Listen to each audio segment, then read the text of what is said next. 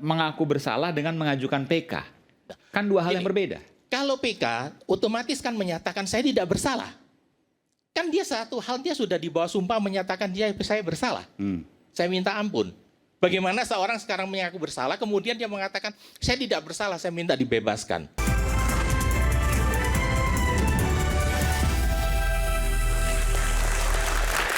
Ya, kembali di Rakyat Bersuara. Tadi sudah begitu mudah, sederhana apa yang disampaikan oleh Pak Oto. Saya ulangi sedikit lagi. Yang pertama adalah soal dua buronan yang kemudian dihapuskan. Padahal dua buronan itu adalah pembawa jenazah, pembawa mayat.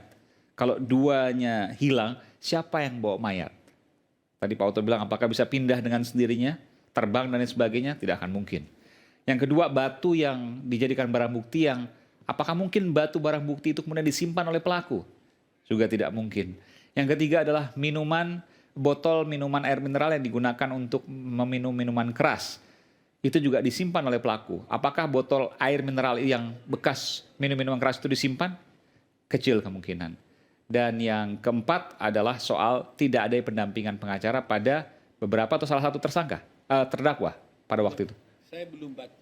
Ada tapi ya? Ada yang tidak didampingi, tapi nggak tahu apakah seterusnya tidak didampingi. Oh, baik. Tapi yang berita cari saya lihat ada yang pertama kali tidak didampingi. Baik. Dan dengan 4 logika sederhana tadi, Pak Oto sebagai advokat senior, saya boleh katakan sangat meyakini, Pak Oto? Saya kira saya yakin ya. Yakin, sangat yakin bahwa ketika nanti PK diajukan, maka baik Saka Tatal maupun 5 terpidana lainnya akan bebas. Apakah itu akan terjadi atau tidak? Tidak ada yang tahu. Tapi supaya imbang, saya akan memberikan kesempatan pada Bung Fredrik Yunadi. Tadi Bung Fredrik mendengarkan dengan seksama apa yang disampaikan oleh advokat senior Pak Oto Hasibuan. Adakah yang ingin Pak Fredrik sanggah? Silakan. Terima kasih. Pertama-tama mohon maaf rekan Oto, mungkin saya ada perbedaan pendapat dalam hal menilai perkara ini. Apa yang disampaikan pada Pak Oto yang menyatakan bahwa pembawa yang memindahkan mayat 2 orang tersebut telah dihilangkan dari daftar DPO. Menurut saya, siapa yang melakukan pemindahan mayat dan segalanya itu adalah pengakuan daripada para terpidana maupun tersangka yang belum tertangkap. Atau dalam hal ini adalah rangkaian-rangkaian peristiwa yang digambarkan oleh penyidik. Dengan demikian, bila sekarang penyidik telah menyatakan bahwa 2 orang DPO tersebut adalah dicoret dari daftarnya, kita harus mengingat, saya kebetulan membaca daripada putusan yang tersebut, di mana putusan tersebut itu menyatakan bahwa itu adalah pengakuan daripada para terpidana. Satu hal yang tidak bisa kita mungkiri, putusan ini telah berkekuatan hukum tetap. Senang tidak senang, kami sebagai seorang advokat khususnya, kita harus tunduk dan menghormati putusan yang berkekuatan hukum tetap. Meskipun kita tidak sependapat. Tidak sependapat ini kita bisa melakukan upaya paksa luar biasa seperti mengajukan PK. Saya sejak pertama saya udah bilang silakan ngajukan PK. Namun dalam hal ini saya perlu mengingatkan bahwa para terpidana ini telah mengajukan gerasi dan ditolak. Pengajuan gerasi itu pertama syarat utamanya adalah mengaku bersalah dan meminta ampun. Memang saya mendengar statement katanya daripada tim daripada Peradi yang menyatakan bahwa telah berbicara dengan para tersangka, terpidana, bahwa mereka ragu-ragu apakah pernah menandatanganin. Saya bisa beritahukan, SOP dari lapas, itu setiap namanya warga binaan yang berkelakuan baik, otomatis akan diberikan bantuan hukum. Baik dalam hal ini untuk mengajukan PK maupun mengajukan gerasi. Jadi bukan dalam hal ini ada skenario yang mengatur, tidak. Itu adalah SOP, biasa itu yang dilakukan. Kedua, orang lapas dalam hal ini tidak mungkin berani memalsukan tanda tangan atau tidak ada tanda tangan diajukan gerasi. Dan gerasi itu pasti ada. Memang kita tidak ada hukum atau peraturan yang menyatakan setelah mengajukan gerasi tidak boleh mengajukan PK? Boleh. Namun setelah mengajukan gerasi ditolak mengajukan PK, kemungkinan dikabulkan itu sangat tipis. Karena Anda dia telah mengaku. Oke. Ya kan di bawah sumpah loh mengakunya itu. Dia saya bersalah, jadi saya kalau berbuat. orang mau PK itu, terpidana mau PK, terpidana mengajukan gerasi itu, dia harus harus menyatakan Di bersalah. bawah sumpah dia mengaku bersalah dan dia mengaku minta ampun. Mekanismenya seperti apa tuh? Mungkin dia di bawah bikin kitab surat suci. tertulis. Oh, oke. Ya, itu ada saksinya. Dia saksinya biasanya petugas lapas. Oh, jadi buat surat tertulis, saksinya petugas lapas Di atas meterai. menyatakan bahwa yang bersangkutan mengaku Betul. bersalah. Iya, itu di ada bawah sumpah. formatnya di sana itu. Oke. Saya tidak paham, Pak, tapi saya tahu itu memang berlaku. Dan biasanya, Pak, mekanismenya itu PNPT kasasi, kemudian ngajukan PK, setelah PK sekali dua kali masih tetap ditolak, ajukan gerasi. Apa kaitannya mengaku bersalah dengan mengajukan PK? Kan dua hal yang berbeda. Kalau PK otomatis kan menyatakan saya tidak bersalah. Kan dia satu hal dia sudah di bawah sumpah menyatakan saya bersalah. Saya minta ampun. Bagaimana seorang sekarang mengaku bersalah kemudian dia mengatakan saya tidak bersalah, saya minta dibebaskan. Ya itu silakan Pak ya. Itu kan hakim yang memutuskan. Kalau hakim dalam hal ini punya pertimbangan tersendiri, monggo aja Pak. Saya tidak punya wewenang untuk... Tapi enggak, saya harus adil juga begini. Ketika orang mengaku bersalah karena demi mengajukan gerasi untuk pengampunan dia, di mana dia tidak merasa bersalah, misalnya seperti itu. Dengan terpaksa kemudian ya sudah, prosedurnya dia lalui, kan mungkin saja Pak Fredrik. Ya, tapi kan sekarang pernyataan bahwa saya mengaku bersalah, saya bersumpah, saya mengaku bersalah, saya mohon ampun, saya mohon Presiden untuk memberikan pengampunan pada saya. Kira-kira intinya seperti itu. Kan? Otomatis, kalau dalam hal PK dia mengatakan saya tidak mengaku bersalah, itu kan kontradiktif Pak. Itu kan suatu pernyataan di bawah sumpah loh Pak. Pak, itu kalau bawah sumpah Pak, itu risikonya besar sekali Pak. Oke, sebelum kita lanjutkan, saya persilakan dulu Pak Bung Hendrioso Diningrat. Kita berikan tepuk tangan Bung Henry. Terima kasih. Lewat sini Bung. Siap. Terima kasih. Terima kasih. Silakan Pak Henry. Ini kita sedang berbicara soal tadi Pak Oto mengatakan bahwa ada kejanggalan sehingga meyakini bahwa ketika diajukan mereka maka bebas. Lalu Pak Fredrik menyampaikan kalau mengajukan PK tapi sudah mengakui bersalah, rasanya tidak mungkin bebas karena sudah mengakui bersalah. Sementara PK adalah pengakuan tidak bersalah. Ada lagi selain itu mungkin? Ya. Kemudian Pak, masalah tadi rekan Oto mengatakan bahwa dibebasnya Peggy dari pra-peradilan itu merupakan suatu hal yang menjadi novum yang akan diajukan dalam PK. Sah-sah aja Pak diajukan. Pakai ini Pak. Saya tidak bilang itu novum tadi, Mas Fredrik. Oke, terima kasih, mohon maaf.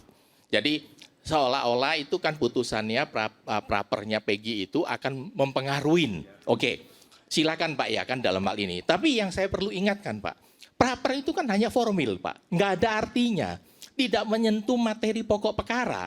Dengan demikian, apakah Peggy ini tidak bersalah menurut hukum?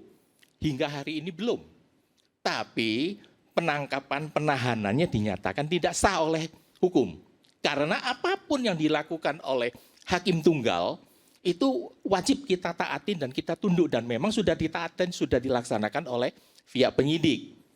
Namun, sebagaimana dengan pada Perma nomor 4, nomor 2016 pasal 2 ayat 3, sangat jelas. Seseorang dibebaskan daripada penetapan tersangka dalam pra-peradilan tidak menutup kemungkinan dan kewajiban daripada penyidik untuk melakukan penetapan tersangka yang baru. Iya. Ya. Saya mau tanya ke Pak Freddy. Pak Freddy mendengar bahwa akan ada upaya gugatan hukum terhadap Peggy Setiawan atas pra-peradilannya kemarin yang kemudian dibatalkan oleh hakim. Betul? Saya tidak mengatakan ada gugatan. Saya tahu ada 2 rekan sudah melaporkan pelanggaran kode etik terhadap hakim itu oleh KKJ. Karena memang Dan itu kalau ada di sebelah Anda? Ada di sebelah Anda? Bukan. Saya nggak tahu siapa yang lakukan. Mungkin juga rekan Rasman saya juga nggak tahu. Saya dengar ada 2 orang. Nanti Pak. kita dengarkan. Ya, siapa itu saya nggak tahu Pak. Karena saya tidak mau. Termasuk juga yang akan menggugat hasil pra-peradilan Peggy, SP3-nya Peggy akan digugat kembali?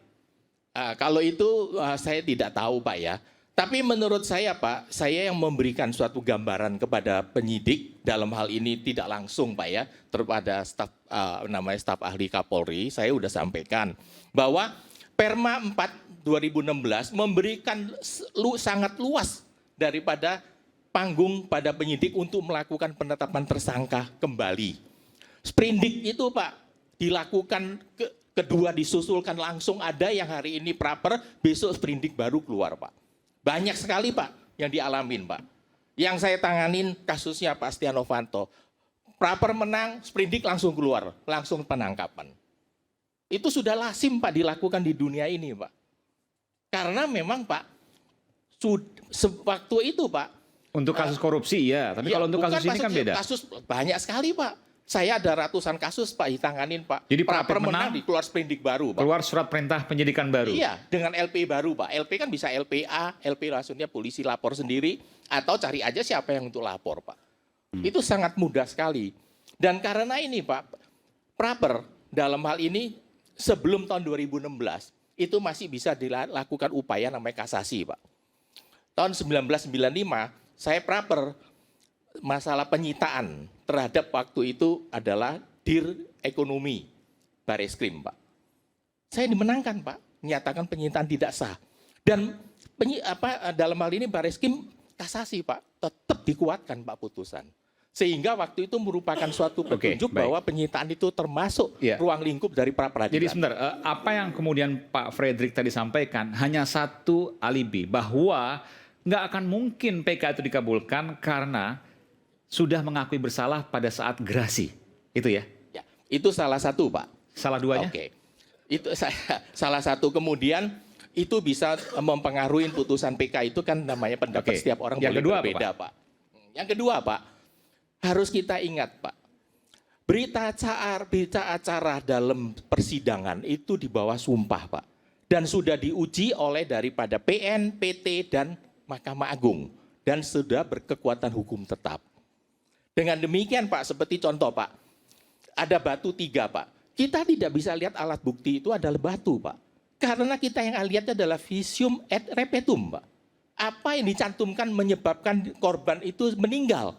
Bukan karena asumsi kita dilemparin batu waktu naik motor. Batunya disimpan gitu, Pak. Gitu kan. Ya, jelas Pak dalam hal ini Pak, ini kan sudah diuji oleh hakim Pak. Bukan saya yang uji Pak, bukan avokat siapapun yang uji Pak, itu hakim yang Nggak, cuma untuk pertanyaan Pak. tadi, ini kan logika sederhana Bung Fredrik. Ya. Ada batu yang digunakan katakanlah untuk membunuh, lalu kemudian batu itu disimpan oleh pelaku. Apakah mafhum, apakah mungkin? Kalau saya membaca Pak, tidak ada batu membunuh Pak. Batu itu melemparin naik motor. Ya, apapun itu, misalnya batu melempari misalnya. Ya, tapi tidak mengakibatkan karena matinya itu karena tusukan dan pukulan. Tapi apakah batu kepalanya Pak? Iya, artinya apapun itu Pak yang putusannya Pak. Lalu batu itu kemudian disimpan oleh si pelaku. Apakah mafhum mungkin? Menurut saya Pak, biasanya Pak yang lazim dilakukan oleh pada penyidik, suatu barang bukti yang ditemukan itu biasanya ditanya sama pada tersangka, apakah barang bukti ini yang kamu gunakan? Bukan berarti di kantong dia ditemukan batu Pak. Saya tidak membaca kata-kata itu Pak. Tapi itu dimasukkan salah satu barang bukti. Betul. Gitu Pak. Ya. Bisa saya. Silakan, selamat. Silakan. Izin ya Pak Fredrik. Monggo Pak. Jadi begini. Pertama saya harus katakan soal batu. Batu itu tadi Pak Fredrik bilang kan itu dilempar. Lempar orang. Ya kan? Betul. Justru lebih parah lagi. Bayangin saya pakai batu ngelemparin. Tiba-tiba penyidik menyita batu itu di tangan saya. Berarti saya kadang-kadang saya udah lempari, saya cari lagi batu itu, saya simpan, disita dari saya. Itu lebih tidak mungkin lagi. Satu. Ya. Karena itu dipakai barang bukti. Katanya kan disitanya itu bukan seperti Pak Fredrik bilang tadi itu. Karena batu itu disita dari Sudirman. Itu kata-katanya di dalam berita acara. Begini Pak, mohon izin Pak. Berita acara itu menyatakan disita daripada Sudirman. Tetapi saya terus terang saya belum baca berita acara tersebut Pak. Itu kan karena dalam putusan itu kan tidak ada berita acara yang dilampirkan. Kedua Pak, setahu saya Pak, barang bukti itu kalau digunakan oleh tersangka, makanya penyidik akan berita acara disita dari karena tidak ada kata-kata Pak, batu itu disita dari badannya pada Sudirman Pak. Itu Ya, tidak ada kata-kata itu Pak. Iya, tapi kan disita dari Sudirman. Ya, Berarti betul, dari Pak. dalam penguasaan dia, Ya. ya kan? Jadi udah jelas itu. Nanti kita lihat berita acaranya. Saya nggak bawa ya, satu. Ya. Jadi menurut saya kalau batu sudah dilempar, nggak mungkin yang melempar itu cari-cari batunya dibawa lagi tempat dia baru disita oleh penyidik dari dia. Itu nggak mungkin. Kalau bilang disita dari tempat lain, itu saya masuk akal. Tapi disita dari pelaku yang sudah mana batu sudah terbuang, sudah dilempar, itu nggak mungkin. Termasuk tadi minuman tadi itu saya bilang, dia kan mereka katanya minum-minum di tempat Ibu Ning. Setelah minum-minum mereka pergi membunuh, lempar-melempar sana. Nggak mungkin botolnya itu diambil lagi. Beberapa hari kemudian disita dari Sudirman. Bagaimana mungkin setelah dia membunuh, pergi lagi ke rumah Ning, ambil bekasnya, teh botolnya, dibawa ke rumahnya, disita. Itu nggak mungkin. Oke. Ketiga, yang saya ingin sampaikan adalah begini. Mengenai PK tadi. Ini mungkin tadi kan Pak Fredrik bilang, kalau sudah orang gerasi, kecil kemungkinannya itu dikabulkan oleh hakim kalau dia mengajukan PK. Pak Fredrik, coba lihat putusan Mahkamah Agung. Itu jelas, ada yang PK, ada yang sudah gerasi, itu dikabulkan PK-nya. Ada itu Pak Oto? Ada. Kalau saya tidak keliru putusan Tommy Soeharto.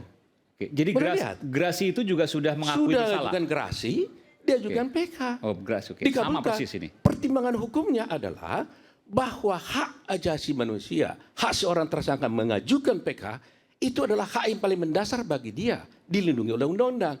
Hak dia untuk mengajukan gerasi juga adalah hak dia yang diberikan undang-undang. Dua hal yang berbeda. Dan itu ada putusan Mahkamah Agungnya. Kalau dipercaya nanti saya tunjukkan, itu ada. Jadi tidak bisa Anda tafsirkan karena sudah mengaku di PK, lantas dikatakan tidak di gerasi, lantas serta-merta PK-nya tidak bisa lagi. Saya bisa buktikan ada putusannya. Oke, nanti kita akan buktikan sama-sama. Nanti saya akan kembali ke Pak Fredrik, saya akan kembali juga ke Bung Rasman, dan juga ke Pak Hendy. Sebentar lagi kita akan kembali di Rakyat Bersuara.